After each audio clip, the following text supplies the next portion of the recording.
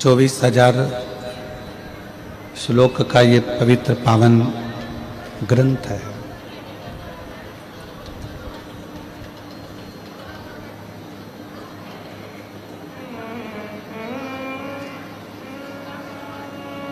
और उस 24,000 श्लोक के इस पवित्र पुराण में संसार के जितने दुख हैं, संसार की जितनी तकलीफें हैं, संसार के जितने कष्ट हैं, संसार के जितने भी कष्ट हैं, तकलीफ है, दुख है, उन सभी तकलीफ और कष्टों का निवारण कहीं ना कहीं वेदव्यास जी ने इस शिव महापुराण के अंदर अंकित किया।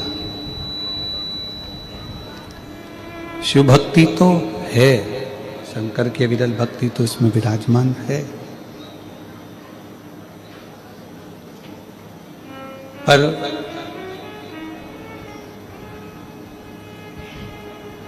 शिव भक्ति के साथ में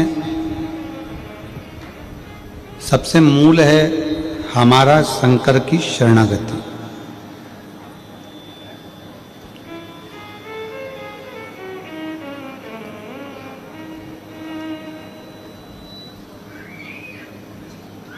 शंकर भगवान का एक प्रतिबिंब, शंकर भगवान का एक शिवलिंग आप और हमको प्रेरणा देता है।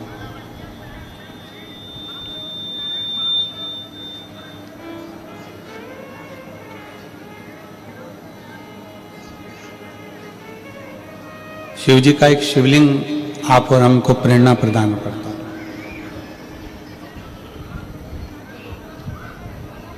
एक बहुत गोल, एकदम चिकना सा, सुंदर सा एक पत्थर,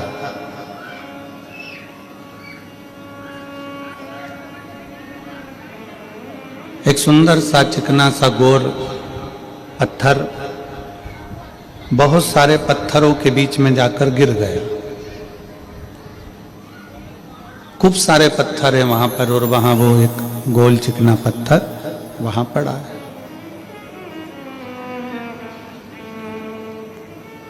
उबड़ खाबड़ पत्थर हैं, आड़े टेढ़े पत्थर हैं।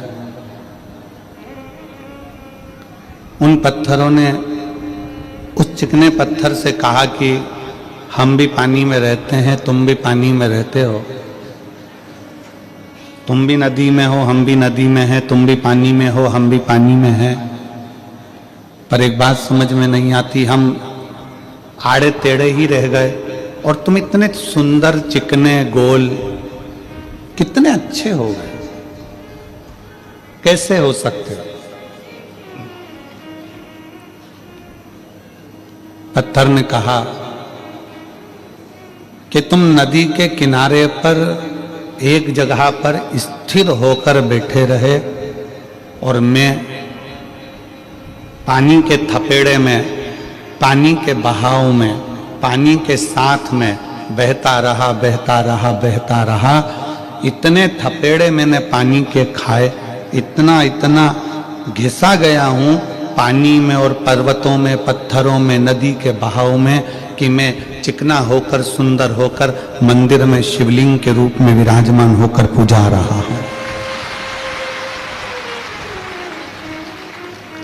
पत्थर तुम भी हो, पत्थर में भी हो।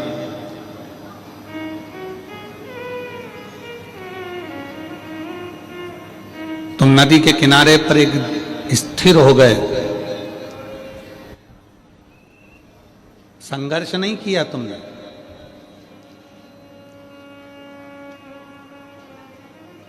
जो संघर्ष से डरता है, जो ये सोचता है कि नहीं मेरे बस का नहीं है, मैं आगे नहीं बढ़ सकता, मैं ये काम नहीं कर सकता, फिर वो आगे बढ़ता भी नहीं है। जिसने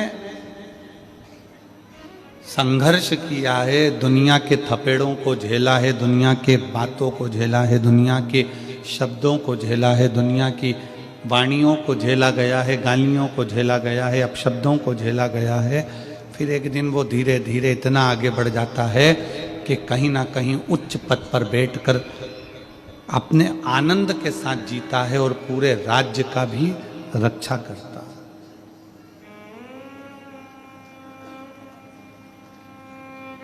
कितने अपशब्द कहते हैं, कितने कितने ताने दिए जाते हैं, कितनी कितनी गाली दी जाती है, तब जाकर व्यक्ति ऊपर पहुंच पाता है।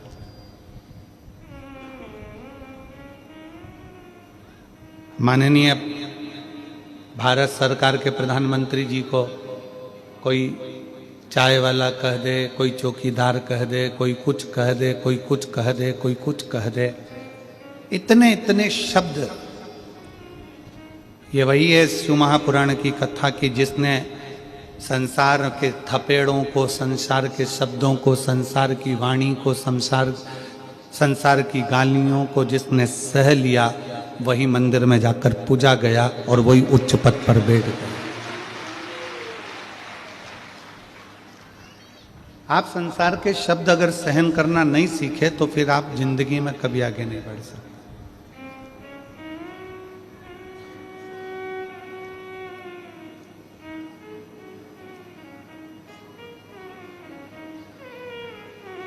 कितना ही आप प्रयास कर लो। अब आप अपनी भक्ति के इस हृदय चित्त से विचार करिएगा कि कल कथा में चल रहा था कि ग्रंथ, संत और भगवान। ग्रंथ को पकड़ो, संत को पकड़ो और भगवंत को पकड़ो। शिव महापुराण की कथा कहती है, मान लो आप ग्रंथ को भी नहीं पकड़ पाए, हो सकता है कि अपन पढ़े लिखे ना हो सकता है हमने पढ़ाई ना करी हो, हम शिक्षित ना हो।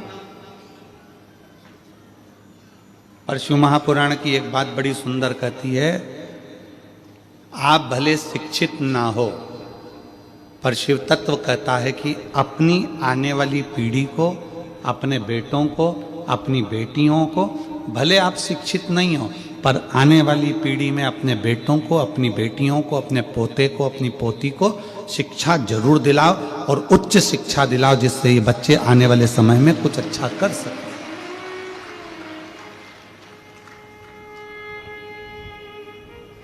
आज अच्छी शिक्षा की हर व्यक्ति को जरूरत है।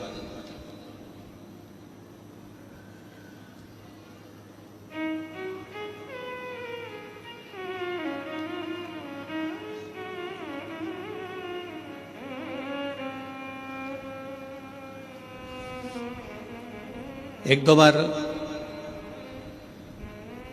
रायपुर की कथा में जब हम पहले आए थे, देवांगन परिवार कथा कराया था, तब उस समय पर एक पत्रकार ने प्रश्न किया था कि गुरुजी, जब गवर्नमेंट शिक्षा इतनी दे रही है, गवर्नमेंट शिक्षा के प्रति इतनी जागरूक हुई है, तो फिर आपकी विठले सेवा समिति क्यों इन बच्चों को पढ़ाने के लिए अग्रता रखती है, क्यों इनकी फीस जमा करती है, क्यों इनको पढ़ाती है?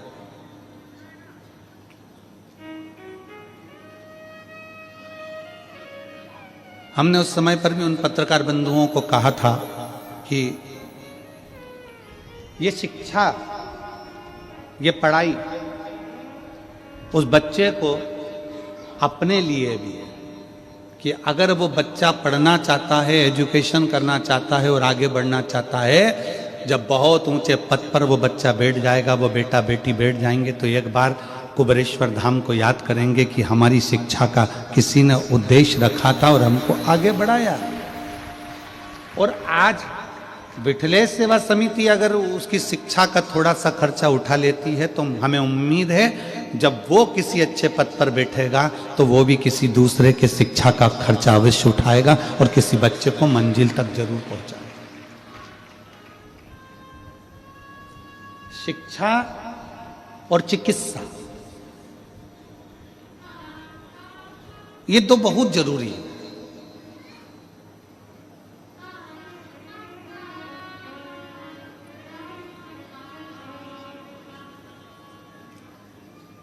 और हमारा तो निवेदन है पूरे भारत सरकार से, माननीय राष्ट्रपति महोदय जी से, माननीय प्रधानमंत्री महोदय जी से, माननीय मुख्यमंत्री महोदय जी से, माननीय क्षेत्रीय सांसद महोदय जी से, माननीय विधायक महोदय जी से, अध्यक्ष महोदय जी से, जितने ऊंचे ऊंचे पद पर जो बैठे हैं उन सब से निवेदन है कि अपने क्षेत्र में रोड बने ना बने, अपने क्षेत्र में नाली बने ना बने, पर अपने क्षेत्र में अच्छे स्कूल और अच्छे हॉस्पिटल बनना जरूरी है। शिक्षा और चिकित्सा ये दो ऐसे बल हैं जो बच्चों की जिंदगी को प्रबल बना देते हैं।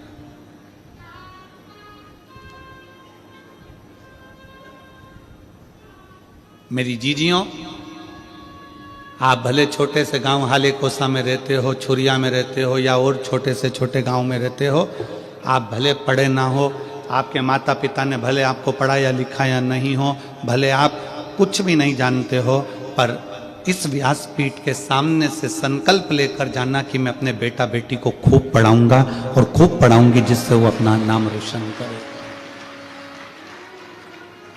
हमारे बच्चे अच्छे पढ़े, उसकी शिक्षा अच्छी।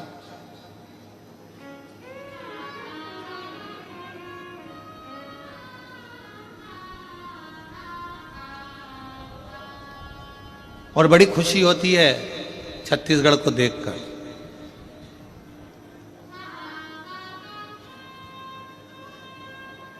छत्तीसगढ़ को देखकर बड़ी खुशी होती है कि यहाँ छत्तीसगढ़ियाओं ने, ओरिजिनल छत्तीसगढ़ के निवासियों ने बाहर के फैशन को अपने छत्तीसगढ़ में नहीं आने दिया, अपने संस्कारों के बल पर रहते हैं। बाहर का फैशन नहीं आया।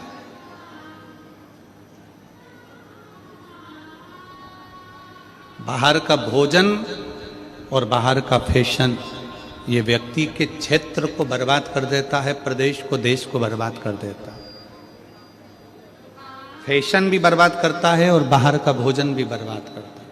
आज क्यों इतनी बीमारियां फैल रही है?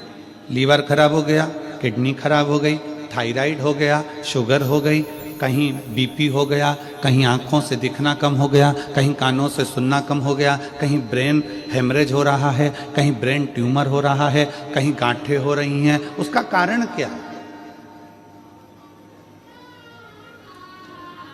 हमारा खान पीन शुद्ध नहीं हो पा रहा। क्यों? ना जाने कौन कौन सा भोजन बाहर का आ गया, ऐसा ऐसा भोजन, कहीं मैदे का, कहीं काहे का, ऐसा ऐसा भोजन आ गया कि लोग उसे, वो फिर वही बात आ गई, दबा दबा कर खाओगे तो दवा खाने जाओगे। इतना दबा कर खा लिया कि आखिरी में दवा खाना चले। गलत भोजन का त्याग।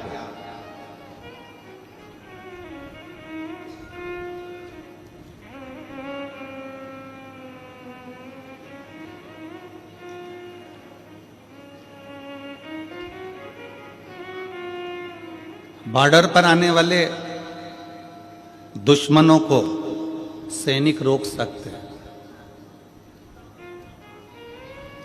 बॉर्डर पर आने वाले दुश्मनों को सैनिक रोक सकते हैं। हमारे घर में आने वाले फैशन को और भोजन को हम अपने संस्कारों के माध्यम से रोक सकते हैं। आप कोई सैनिक जैसा काम नहीं कर सकते, आप बॉर्डर पर जाकर युद्ध नहीं कर सकते, आप बॉर्डर पर जाकर नहीं लड़ सकते, तो अपने घर में बॉर्डर जैसे सैनिक जैसा काम करो कि गलत फैशन हमारे घर में ना आए, गलत भोजन हमारे घर में ना आए। हम इस फैशन को भी दूर भगाएं जो गलत है, और गलत भोजन को भी दूर भगाएं, जिससे हमारे घर में संस्कारों के माध्यम से हमारे परिवार की रक्षा हो सके।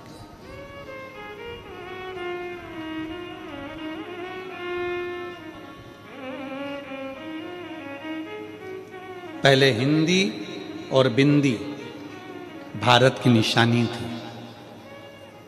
हिंदी और बिंदी भारत की निशानी थी। आज भारत में रहने वाले भी जब अंग्रेजी में बात करते हैं तो लोगों को ये दिखाना चाहते हैं कि हम हिंदी नहीं बोलते, हम अंग्रेजी बोलते हैं, हम ज़्यादा अप टू डेट हैं। और शिव पुराण कहती है कि माथे की बिंदी और मुख की हिंदी ये दिखा देती है कि आपके घर के संस्कार कितने हैं, आपके घर के संस्कार कितने हैं।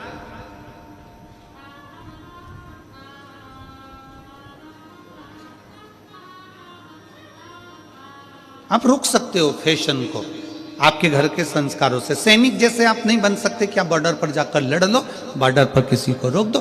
दुश्मनों को रोकने का काम सैनिक का है, और घर में गलत फैशन और गलत भोजन को रोकने का काम आपका, आपके संस्कारों का।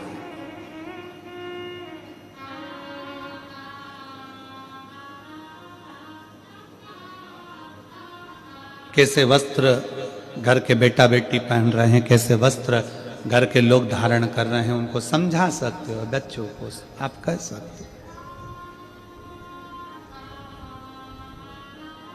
आप उनको कह सकते हो, समझा सकते हो। शिव महापुराण की कथा कल से वर्णन कर रही है कि ग्रंथ, संत और भगवान, आप ग्रंथ को नहीं पकड़ सकते, आपके पास इतना समय नहीं है कि आप पोथी पुराण पढ़ो, कि घर का पालन करो, घर की व्यवस्था करो, घर में भोजन की व्यवस्था करो, उनको रहने की व्यवस्था करो। नहीं पकड़ सकते ग्रंथ को, कोई बात नहीं। आप संत के पास भी नहीं जा सकते, कोई संत है उसके पास जाकर नहीं बैठ सकते, ज्यादा आपके पास समय नहीं है, मत बैठो। पर तीसरे नंबर का है भगवंत। भगवंत कौन? भगवंत को ढूंढने के लिए दूसरी जगह नहीं जाना है, हमारे प्रत्येक व्यक्ति के घर में मेरा भोले बाबा एक व्यक्ति ऐसा देता है जो पूरे घर को तार देता है। प्रत्येक घर के अंदर एक व्यक्ति ऐसा देता है।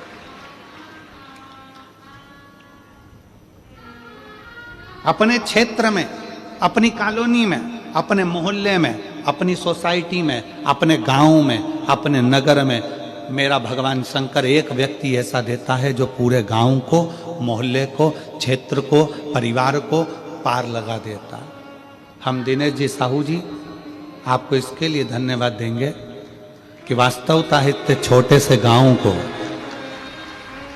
आपको इसलिए साधुता दे रहे हैं कि इतने छोटे से गांव हाले कोसा को शायद कोई क्षेत्र ऐसा नहीं है जिस क्षेत्र में हमने दूसरी बार इतनी जल्दी कथा करी हो, पर हाले कोसा की भूमि पर दूसरी कथा हो रही है। ये दूसरी, ये क्षेत्र है।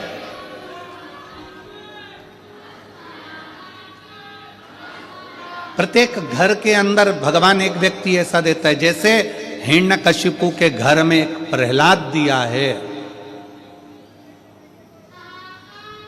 उत्तानपाद के घर में बेटा ध्रुव दिया है, राणा जी के घर में मीराबाई दी है, कर्माबाई दी है, नामदेव जी दिए हैं, संत तुकाराम जी दिए हैं, रामकृष्ण परमहंस जी दिए हैं। उसी तरह भारत के भूमि पर जितने घर हैं, प्रत्येक घर के अंदर एक कोई बच्चा, बेटा, बहू, माँ, काका, काकी, फूफा, मामा, नाना, कोई भी एक व्यक्ति भगवान ऐसा देता है जिसके अंदर भगवान की भक्ति देता है, और वो सबसे कहता है भगवान का भजन करो, एक लोटा जल चढ़ाओ, शिव की उपासना करो। उसके पास बैठोगे तो वो भगवान की ही बात करेगा, उसके पास जाकर बैठोगे तो सत्संग की ही बात करेगा, और वो पूरे घर को अकेला, जैसे प्रहलाद जी महाराज अकेले, प्रहलाद जी महाराज को भगवान नारायण ने वचन दिया था कि तेरी पीढ़ी दर पीढ़ी में रक्षा करूंगा। तो उस भले राक्षस घर में तेरा जन्म हुआ है, परंतु तेरी पीढ़ी दर पीढ़ी किसी को तेरी पीढ़ी के अंतर्गत मारूंगा नहीं, क्योंकि तूने मुझे प्राप्त किया।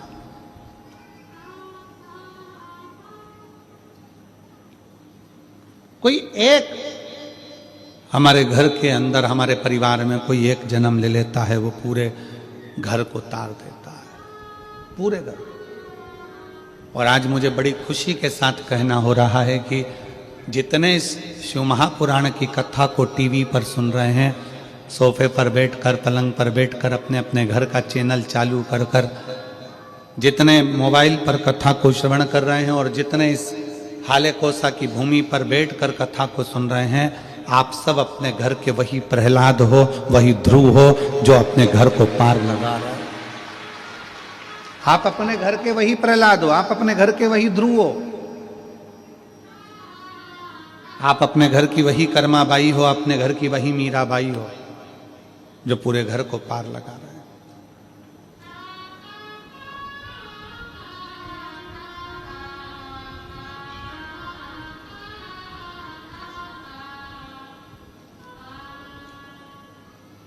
हर पल, हर घड़ी, हर क्षण। आप किसी ग्रंथ को भी पूरा नहीं पकड़ सकते, संत के पास जाकर नहीं बैठ सकते, तो भगवंत को ढूंढो। भगवंत कहीं ढूंढने के लिए जाने की जरूरत नहीं है। भगवंत तुम्हारे घर के पास में होगा, तुम्हारे घर में होगा, तुम्हारे मोहल्ले में होगा, तुम्हारे क्षेत्र में होगा, तुम्हारी कॉलोनी में होगा, तुम्हारी सोसाइटी में होगा। कोई एक महिला, पुरुष, बेटा, बेटी, बच्चा, बच्ची, कोई एक ऐसा होगा जो भगवान की भक्ति में डूब रहा होगा और आपको भी कहेगा कि क्यों दुखी हो, एक लोटा जल चढ़ाया करो। क्यों तकलीफ भोग रहे हो, भगवान शंकर की शरणागति में जाए।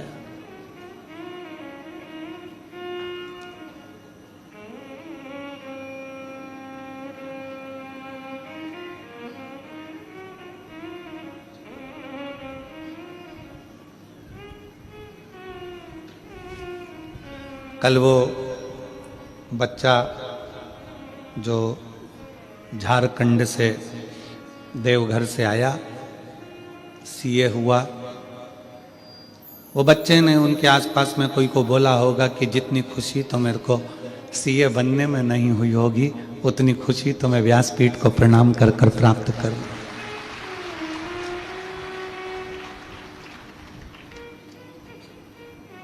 एक विश्वास आपके भीतर है ना,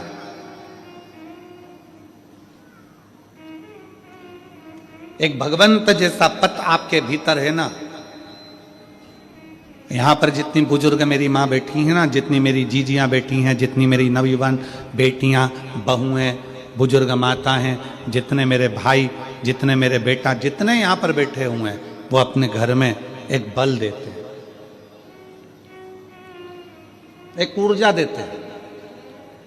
जब घर का कोई व्यक्ति थोड़ा सा भी टूटता है ना, तो ये तुरंत कह देते हैं क्यों चिंता करते हो, एक लोटा जल चढ़ाओ, बेलपत्री शहद लगाकर शिव को चढ़ाओ, अपनी मेहनत को 4 गुना बढ़ाओ, अपने परिश्रम को बढ़ाओ, भगवान क्यों ना सुनेगा।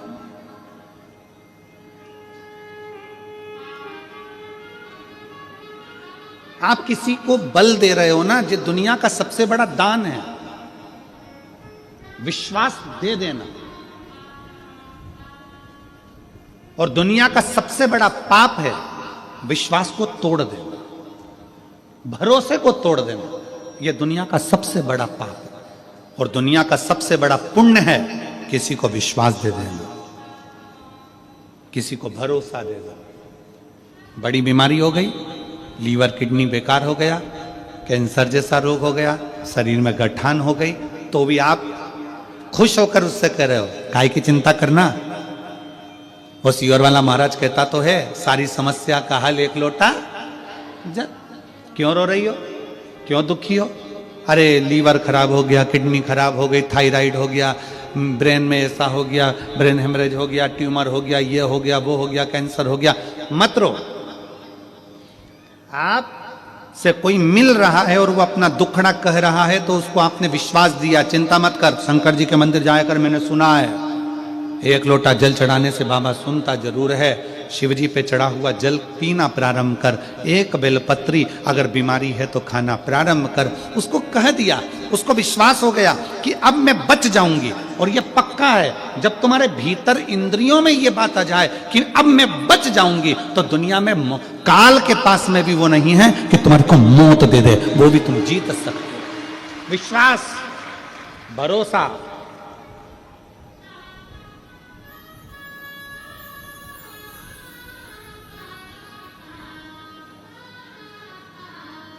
हमारे पिताजी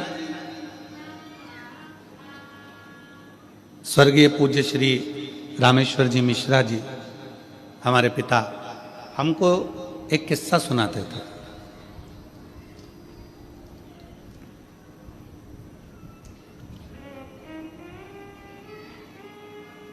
बाल्यावस्था में एक किस्सा उनका बड़ा प्रिय था, वो हमेशा कहते थे।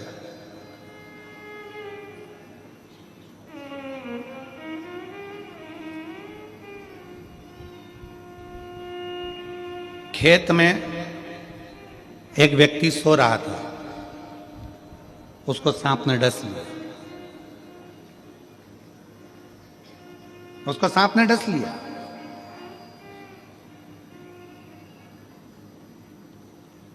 सांप डसा, उसकी नेत्र खुल गए, उसने देख लिया सांप डस के जा रहा है।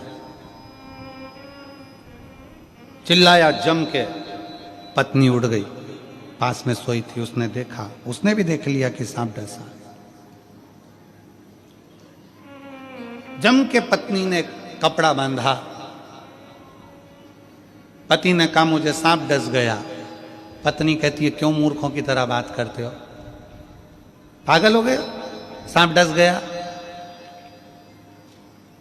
अरे मैंने देखा सांप डस के अभी गया, काला सांप था बहुत भयंकर। पत्नी कहती है वो तो मैंने काले कलर की रस्सी पटकी हुई थी तो वो घड़ी बना के रखी थी, कोई सांप में अपनी डसा, चलो सो जाओ। पति सो गया, पांव में दर्द हुआ। पत्नी ने पति को कॉन्फिडेंस दे दिया कि तुम्हें सांप ने नहीं डसा है। पति ने भी मान लिया कि मुझे सांप ने नहीं डसा। पत्नी ने नीम का काढ़ा बनाए, पति को पिलाकर सवेरे पति काम पर लग गया, अपने कार्य में लग गया। 2 महीने हो गए, 2 महीने पति काम पर लगा रहा। 2 महीने बाद पत्नी ने ये बात अपने घर के लोगों को बता दी और घर के छोटे भाई ने अपने भाई को कह दिया भैया भाभी ने तुमसे झूठ कहा था, पर सही बताए ना 2 महीने पहले तुमको सांप ही काटा था। इतना तो सुना था और पति मर गया। पति मर गया क्यों? जब बड़ी बीमारी आती है, रोग आता है, तकलीफ आती है, कष्ट आता है, दुख आता है, कर्जा बढ़ जाता है, बहुत टेंशन में जमीन जायदाद सब चली जाती है, तब व्यक्ति सोचता है कि मरना ही साधन है। पर कोई शिव महापुराण का कोई श्रोता अगर उसके पास जाता है तो उसको बल दे देता है, क्यों चिंता करते हैं, ऐसे कर्जे वर्जे तो भोलेनाथ यूं ही निपटा देता है, लोगों को जमीन पे से उठाकर आसमान तक छोड़ देता है। काय की चिंता करना, उसको जो बल मिलता है, भले जिंदगी में बीमारी आ गई पर उसको कह दिया कि तू ठीक होगा, निश्चित है, और उसने ठान लिया कि मैं ठीक होऊंगा, तो बड़े से बड़ा रोग भी उसका ठीक हो जाता है। और उसने सोच लिया कि मैं तो अब जाऊंगा, उसने ये विचार कर लिया कि अब तो मुझे जाना है, उसने ये विचार कर लिया कि अब तो मुझे मरना है, उसने ये विचार कर लिया कि अब मुझे तो ये सा हो गया, ये उसने मन से सोच लिया, मन से। घुटने में जितना दर्द नहीं होता उतना तुम मन का दर्द बना ले तो बहुत तकलीफ है महाराज, घुटना में बहुत, घुटने से मैं नीचे नहीं बैठ सकती, मेरे घुटने में बहुत तकलीफ है, घुटने से मैं नीचे नहीं बैठ सकती। इतनी बड़ी बीमारी बना ली घुटने की, घुटने की, घुटने की, मन में बना लिया कि मैं घुटने से नीचे नहीं बैठ सकती, मैं ऐसा नहीं कर सकती, मैं वैसा नहीं कर सकती, 2 कदम नहीं चल सकती। अब तेरे घुटने में इतनी तकलीफ है और तू कह रही मैं 2 कदम नहीं चल सकती, और किसी सपेरे से सांप ला के छोड़ दो, फिर भगेगी कि नहीं भगेगी? जम के तो बोलो रही जीजियो, भगेगी कि नहीं भगेगी? सामने सांप खड़ा है, सामने मौत खड़ी है, भागना पड़ेगा, फिर घुटने का दर्द कहां गया?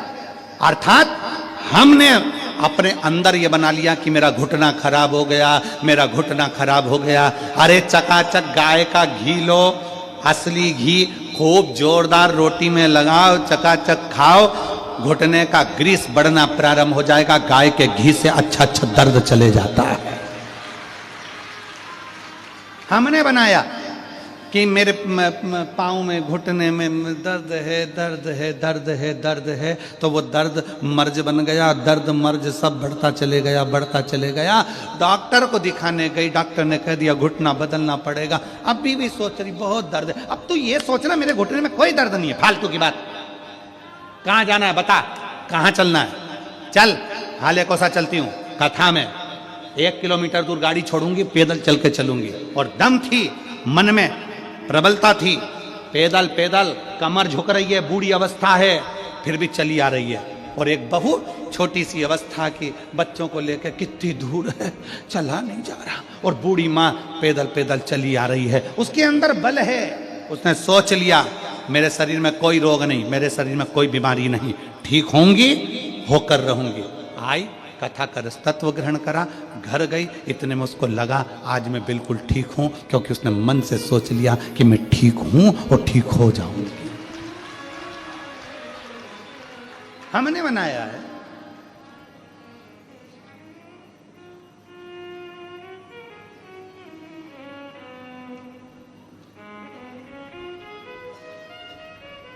कोई कोई भ्रम लोग अपने आप पैदा कर लेते हैं, अपने आप भ्रम पैदा कर लेते हैं।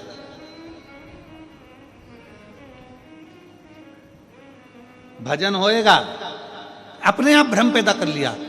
जैसे कोई भजन आया और लोग भ्रम पैदा कर लेते कि मेरे को अभी थोड़ी देर में मैं घूमने लगूंगी।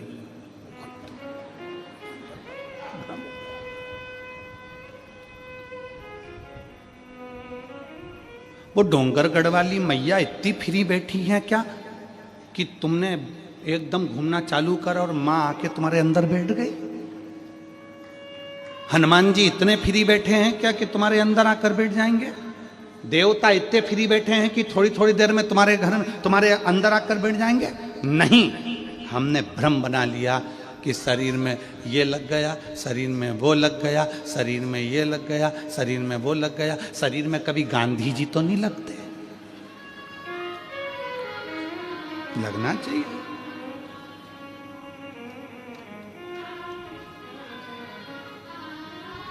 एक आध बार शरीर में गांधी जी लग जाए और क्या, बुरा मत देखो, बुरा मत,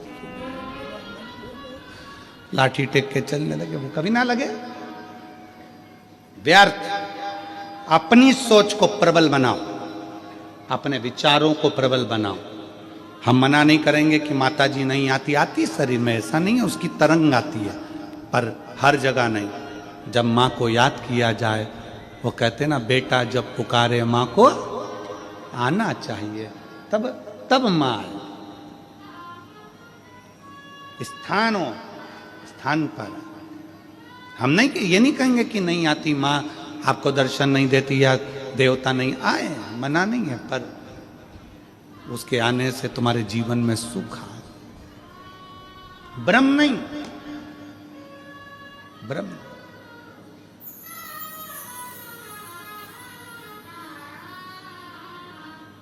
भगवंत ढूंढिए, ग्रंथ नहीं लगे हाथ, संत हाथ ना लगे तो भगवंत को हाथ लगना चाहिए। भगवंत कौन है? भगवंत का लक्षण क्या? भगवंत का सबसे बड़ा लक्षण है ना काहू से दोस्ती, ना काहू से बैर। भगवंत का सबसे बड़ा लक्षण है वो ज्यादा किसी से दोस्ती भी नहीं, ज्यादा किसी से बैर भी नहीं, किसी से उसकी दुश्मनी नहीं है और किसी से उसकी दोस्ती नहीं। जो मिला उसको गले लगा लिया। वो एक हमारे सनातन धर्म में एक बहुत सुंदर सी लाइन गुनगुनाते हो ना, ज्योत से ज्योत जगाते चलो और प्रेम की गंगा।